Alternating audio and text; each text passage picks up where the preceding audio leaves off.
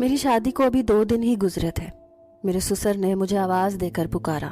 मेरे ससुराल में बस मेरे ससुर ही रहते थे और मेरे शौहर ने शादी की रात ही मुझे खास ताकीद की थी कि मेरे वालिद को गुस्सा बहुत आता है, उन्हें कभी भी किसी भी बात से इनकार मत करना वरना वो गुस्से में पागल हो जाते हैं। और उस दिन से मैं भी यही देख रही थी, जब भी वो मेरे शौहर फुरकान को एक आवाज देते मेरे शौहर की तो जैसे रंगत ही उड़ जाती, होशो हवास उड़ने लगते, फौरन से कमरे से बाहर निकल जाते।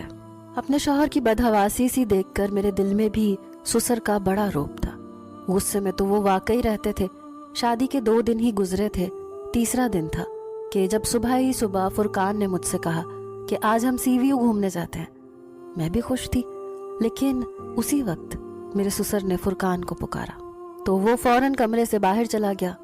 बाहर से मुझे अपने ससुर के चीखने चिल्लाने की आवाजें आ रही थी। कह रहे थे कि 2 दिन शादी के हंगामे में गुजार कर तुम्हें एहसास भी है कि फैक्ट्री में तुम्हारे ना होने की वजह से कितना नुकसान हो सकता है, और आज फिर तुम छुट्टी करके बैठ गए हो।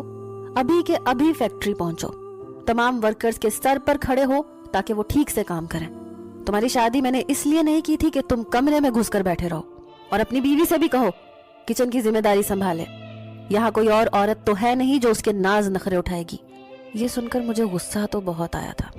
अभी 2 दिन ही तो हुए थे हमारी शादी को, और उन 2 दिनों में भी नाश्ता मैं ही बना कर दे रही थी, जिस पर मेरे ससुर कई नुक्स निकाल चुके थे। लेकिन फुरकान ने मुझे बड़े प्यार मोहब्बत से समझाया कि अब्बा की बात का बुरा मत मनाना। 2 दिन तो मैं इसी शशोपंज में मुब्तला थी कि ससुर का मिजाज आखिर ऐसा क्यों है। लेकिन आज जो शोर शराबा मेरे ससुर ने मचाया था, मैं तो मजीद घबरा के रह गई थी। फुरकान जब कमरे में दाखिल हुए तो उनका चेहरा बुझा हुआ था। कहने लगे, माजरत चाहता हूँ, मुझे फैक्ट्री जाना पड़ेगा। मैंने कहा कोई बात नहीं, काम पहले है, समंदर हम फिर कभी चले जाएंगे। मैंने भी एतराज नहीं किया था। फुरकान तो फौरन फैक्ट्री चला गया।